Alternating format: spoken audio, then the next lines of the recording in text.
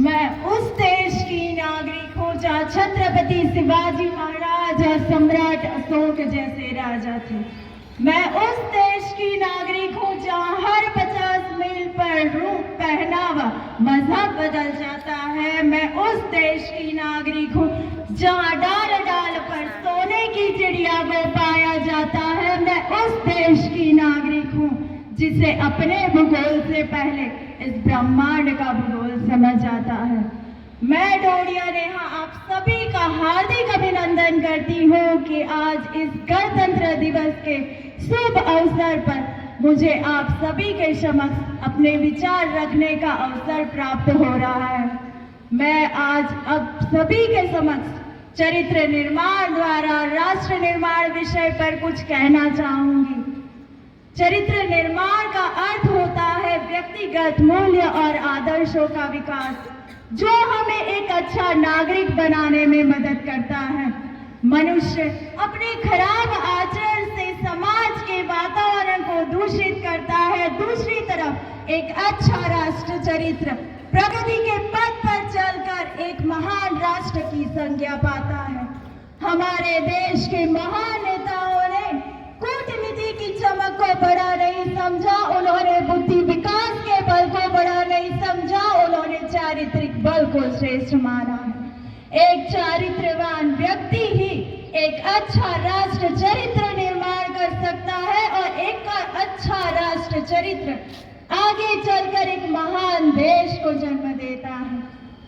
हमें भ्रष्टाचार की संभावनाओं को खत्म करने की कोशिश करनी चाहिए और इसी प्रयास में हमें बच्चों को भी प्राथमिक रूप से नैतिक शिक्षा प्रदान करनी चाहिए।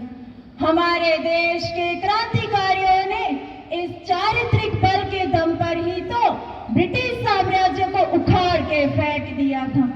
किसी भी व्यक्ति या नागरिक का चारित्रिक होना इस बात पर निर्भर नहीं करता कि वह कितना शिक्षित है। एक अशिक्षित व्यक्ति भी अपने मर्यादापूर्ण जीवन से एक अच्छे चरित्र की संज्ञा पा सकता है। दूसरी तरफ एक उच्च शिक्षित व्यक्ति अगर वो भ्रष्टाचार में लिप्त हो तो वो दुष्चरित्र ही कहलाएगा।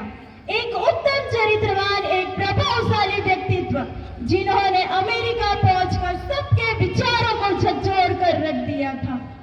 उन्होंने शिकागो की धर्म संसद में जाकर सिर्फ इतना ही तो कहा था, my American brothers and sisters. तालियों की ऐसी गड़गड़ाहट शुरू हुई कि शोर ने थमने का नाम नहीं लिया। वह शोर था भारतीय दर्शन की स्वीकार्यता, जिसमें कोई भेद नहीं।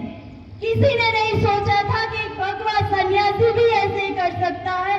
किसी ने किसी की भी कल्पना में नहीं था कि अनजान लोगों के लिए, अनजान व्यक्तियों के लिए संबोधन भाई और बहन का भी हो सकता है। भारतवर्ष युवाओं का राष्ट्र है। हमें सोचने की जरूरत है स्वामी विवेकानंद जी के विचारों और आदर्शों को। अगर ये होगा तो हमारे देश से ग्लोबल लीडर की एक ऐसी फौज तैनात होगी कि जिस पर पूरी दुनिया को नाज होगा और हमारे भारत देश को समृद्धशाली राष्ट्र के रूप में स्थापित होने से कोई नहीं रोक पाएगा।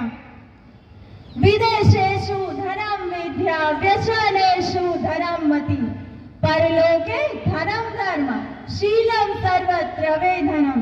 विदेश में विद्या धन है, संकट में बुद्धि धन है, परलोक में धर्म धन है और एक उत्तम चरित्र सर्वत्र ही धन है। अंत में मैं एक कविता सुनाना चाहूंगी। तुम राहों के कोमल फूल बनो, तुम राहों के कोमल फूल बनो, नहीं चुभता सा शूल बनो, नहीं चुभता सा शूल बनो, भगवत गीता सा उपदेश बनो, लेकिन सबसे अलग विशेष बनो। भलाई करे ऐसे नेता बनो, भलाई करे ऐसे नेता बनो, नन्हे बच्चे की मुस्कान बनो। तुम जनगण मन का गान बनो, तुम ही भारत का अभिमान बनो। तुम गीता बाइबल कुरान बनो, तुम गीता बाइबल कुरान बनो, तुम चारों वेद पुराण बनो। भूल से भी न तुम दानव बनो, एक सच्चे तुम मानव बनो, एक सच्चे तुम मानव बनो। जय हिंद, जय भारत।